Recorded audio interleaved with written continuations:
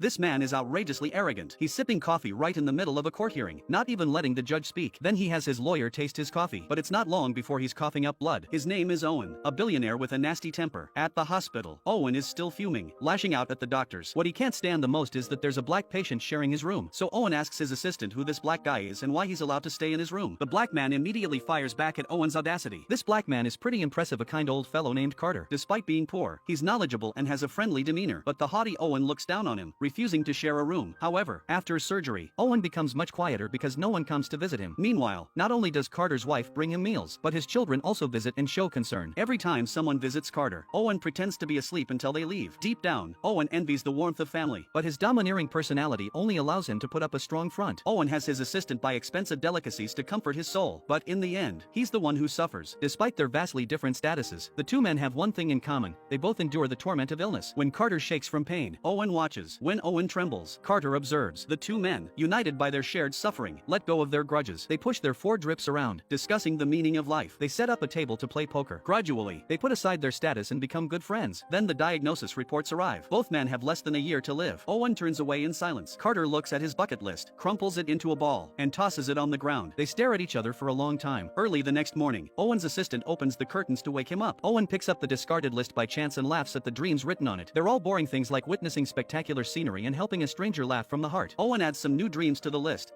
skydiving and kissing the most beautiful girl in the world. The assertive Owen convinces Carter to fulfill his bucket list. With less than a year left to live, why not experience some of life's untried challenges? Owen even tells Carter that he'll cover all the expenses. Owen is now so poor that all he has left is money. Carter comes around, but his wife doesn't support it. She wants him to continue treatment at a better hospital. Carter argues with his wife, saying that at 20, he had a dream of becoming a history professor, but he gave 45 years to his family. What's wrong with pursuing his dreams in the final moments of his life? He doesn't want to spend his last days just waiting for death. His wife leaves angrily. Owen also feels guilty, but now there's no one left to stop them. And so, their plan begins.